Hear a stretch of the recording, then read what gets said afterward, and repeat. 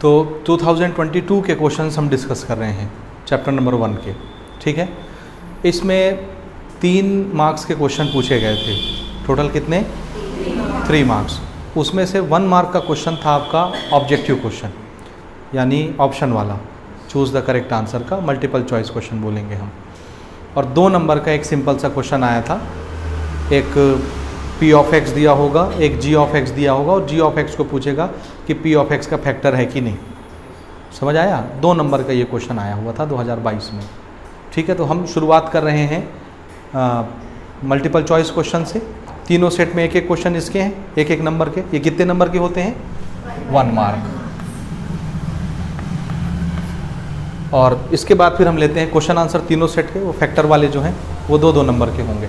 तो सबसे पहला क्वेश्चन है जीरोस ऑफ पॉलिनोमियल आर। ये पॉलिनोमियल दिया, उसके जीरोस हमसे पूछे हैं, और सेम पैटर्न पर तीनों सेट में क्वेश्चन आए हैं, ए और बी और सी में। समझ आ गया? तो जीरो ऑफ पॉलिनोमियल कैसे निकाल दो? सबसे पहले देखो, this is the polynomial x square minus 9। इसको कैसे लिखेंगे हम? P of x is equal to x square minus 9। इसका जीरो हमको निकालना है। जीरो ऑफ पॉलिनोमियल का मतलब ये होता है एक्स की वो वैल्यू जो इस पॉलिनोमियल को क्या बना दी?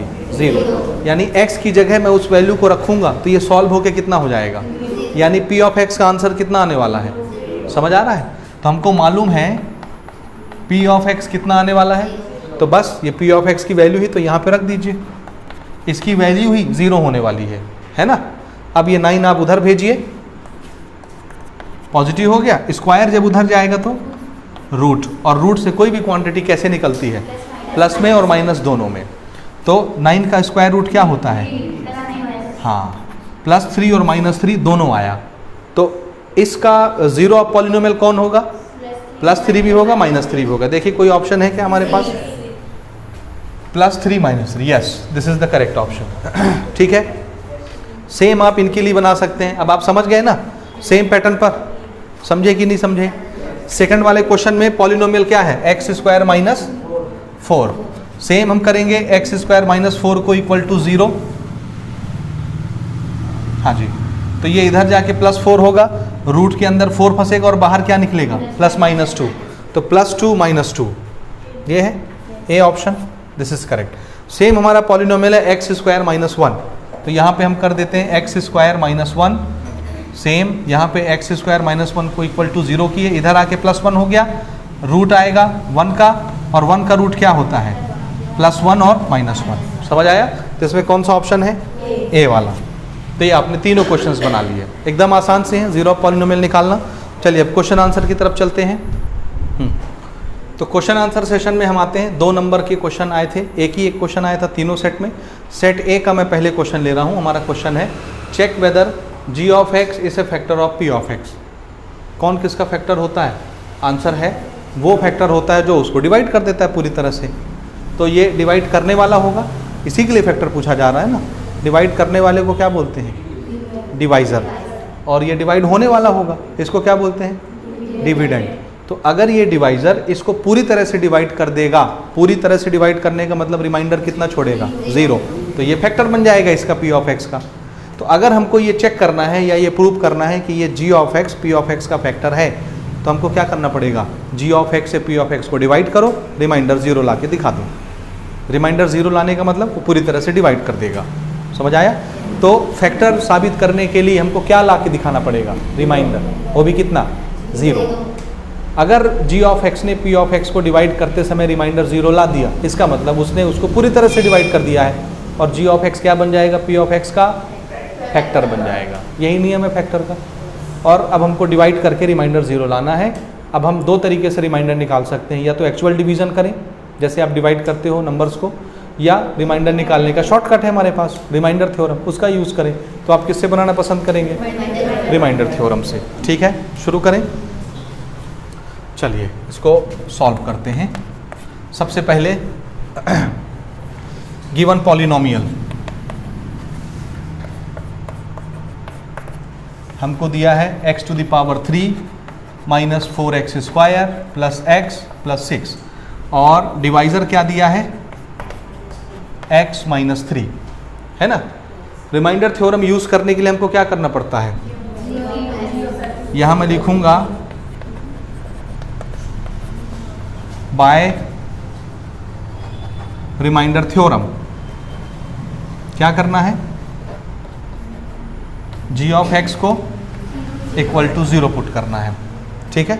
या इसको इधर लिख लेते हैं साइड में नीचे में,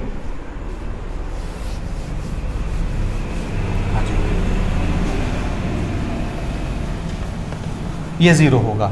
g ऑफ x मतलब क्या, x माइनस 3 को इक्वल टू 0, तो यहाँ से हमको x की वैल्यू कितनी मिल गई 3। जैसे ही x की वैल्यू मिलेगी इसको उठा के कहाँ रखना है, p ऑफ x में, तो डिवाइड हो जाएगा, जो आंसर आएगा वो रिमाइंडर माना जाएगा। इसको पुट करेंगे, put x is equal to 3 in given polynomial p of x, रखिए जहाँ जहाँ x है वहाँ वहाँ 3, यहाँ x आया 3 रख दिए, यहाँ x आया 3 का पावर 3 4, x आया x की जगह 3 का पावर 2 प्लस फिर x आया 3 रख दिए 6। चलिए सॉल्व करते हैं। 3 का क्यूब 3 इंटू 3 इंटू 3, 3 3 जा 9, 3 जा 27, तो इसका क्यूब कितना हुआ 27 माइनस 4 मल्टीप्लाइड बाय 3 का स्क्वायर, 3 का स्क्वायर कितना हो गया 9, 3 3 जा 9, फिर ये वाला 3 और ये वाला 6। सॉल्व करते हैं जी, देखिए 27 माइनस 9 इंटू 4 36, ये दोनों प्लस कर दीजिए, दोनों प्लस प्लस में है, 6 और 3 9। अब देखो 27 प्लस में 9 प्लस में साथ में सॉल्व हो जाएगा, यहाँ पर लिख रहा हूँ ना मैं, P of 3 is equal to, this is 27, okay, इसको हम साथ में सॉल्व कर लेते हैं। 27 प्लस 9 कितना होता है, 27 प्लस 9 36, तो ये हो गया हमारा 36, और ये 36 वैसे ही माइनस में है, प्लस में माइनस में कट के कितना हो गया 0, तो P ऑफ 3 कितना आ गया 0, और इसी को हम क्या बोलते हैं रिमाइंडर, जो आंसर आता है उसको क्या बोलते हैं रिमाइंडर। तो हमने चेक किया ना जी, g ऑफ x से p ऑफ x को डिवाइड करने में रिमाइंडर कितना आया 0 आया, इसलिए g ऑफ x क्या होगा p ऑफ x का फैक्टर होगा। समझ आया, तो यहां पे लिखना है since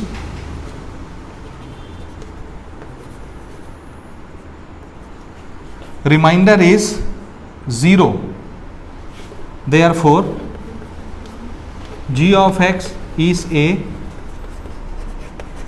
factor of p of x, this is answer। ऐसे लिखना आंसर, समझ गए ना। अगले क्वेश्चन की तरफ बढ़े, सेम फॉर्मेट में है सेट बी में।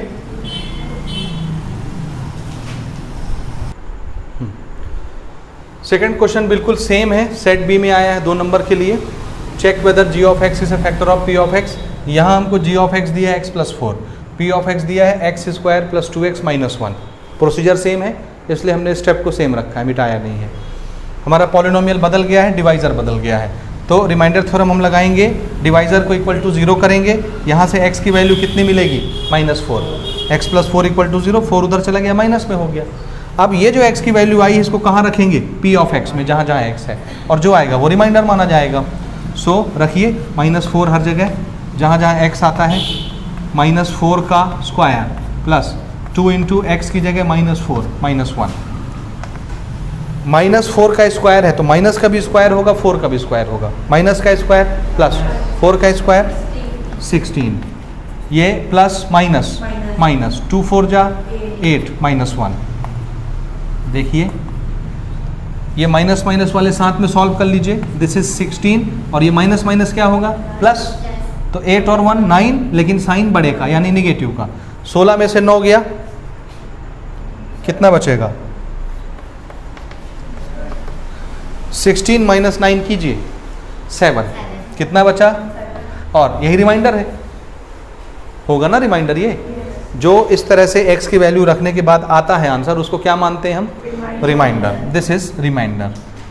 क्या रिमाइंडर 0 आया, तो हम आंसर क्या लिखेंगे, सिंस रिमाइंडर, ये आंसर लिखा हुआ इसी में कोड कर देते हैं, remainder is not 0, remainder is not 0, therefore g of x is not a factor of p of x, बन जाएगा लिखते, g of x is not a factor of p of x, क्योंकि रिमाइंडर 0 नहीं आया है। समझ गए, ठीक, नोट करें। बढ़ते हम लोग सेट सी के क्वेश्चन की तरफ। हाँ जी, लास्ट क्वेश्चन हम ले रहे हैं थर्ड क्वेश्चन सेट सी में आया था, सेम 2 नंबरों के लिए सेम पैटर्न पर क्वेश्चन है। हमारा क्वेश्चन है check whether g of x is a factor of p of x. यहाँ पर जी ऑफ एक्स दिया गया है x plus 1, p of x दिया गया है x cube plus 2x square minus 2x minus 1। ठीक है, सेम हमको रिमाइंडर निकाल के दिखाना है 0 ला के। अगर 0 आ गया तो फैक्टर होगा जी ऑफ एक्स, नहीं आएगा तो नहीं होगा फैक्टर। तो ये हमने पॉलिनोमियल लिखा, ये हमने जी ऑफ एक्स लिखा divisor. By remainder theorem divisor को इक्वल टू 0 किया, यानी x प्लस 1 को इक्वल टू 0 किया, 1 उधर जाके माइनस 1 हो जाएगा, x की वैल्यू माइनस 1 आई। अब इस x की वैल्यू को किस में रखना है? पॉलिनोमियल में। तो जहाँ जहाँ x आता है पॉलिनोमियल में वहाँ वहाँ माइनस 1 रखिए। जैसे माइनस 1 का क्यूब प्लस 2 इंटू एक्स का स्क्वायर है तो माइनस 1 का square minus 2 into minus 1 minus 1। समझ आया ये? हाँ जी, चलिए सॉल्व करते हैं। निगेटिव का क्यूब निगेटिव होता है, माइनस 1 आएगा, और this is plus 2 into minus का भी स्क्वायर 1 का भी स्क्वायर प्लस 1 हो जाएगा, माइनस माइनस प्लस 2 1 जा 2 माइनस 1। ठीक है, this is minus 1, this is 2, this is 2, this is minus 1। ठीक है, देखिए माइनस 1 माइनस 1 क्या होगा? माइनस माइनस प्लस, प्लस हुआ तो 1 1 जुड़ के 2, लेकिन साइन किसका रहेगा? माइनस का। तो ये P ऑफ माइनस 1, ये माइनस 1 जुड़ के कितना दे दिया? माइनस 2। और ये 2 बार प्लस 2 तो है ही है, समझ रहे हो? तो एक बार माइनस 2 एक बार प्लस 2 कैंसल, खाली क्या बचा? 2। क्या ये 0 आया? सो यहाँ हम लिखेंगे therefore P of minus 1 not equal to 0। समझ रहे हो ना ये मीनिंग? नहीं समझे? यानी हमारा रिमाइंडर 0 नहीं आया, ये कुछ आया। रिमाइंडर कितना मानेंगे यहाँ पे? समझ रहे हो? रिमाइंडर कितना मानेंगे? 2। ये हमारा रिमाइंडर है, और ये 0 नहीं आया। अगर 0 नहीं आया तो जी ऑफ एक्स फैक्टर होगा क्या? नहीं होगा। ठीक है, कहीं गड़बड़ी तो नहीं की है? हाँ, क्या चीज़? नहीं, वो तो चेक करने बोल रहा है ना, प्रूव करने थोड़ी ना बोला है। क्वेश्चन में थोड़ा सा फर्क रहता है, प्रूव करने बोलता है और चेक करने बोलता है, तो उसमें अंतर है। जब भी क्वेश्चन आएगा प्रूव करो g of x p of x का फैक्टर है, तो आप कंपलसरी मान के चलिए को फैक्टर रहेगा और आप प्रूव करके दिखाएंगे आएगा। लेकिन उसने चेक करने बोला है तो फिर आ भी सकता है, नहीं भी आ सकता, वो तो चेक के ऊपर डिपेंड करता है। तो ये नहीं होगा। कैलकुलेशन देख लीजिए, कहीं कुछ छूटा तो नहीं प्लस माइनस, चेक कर लो।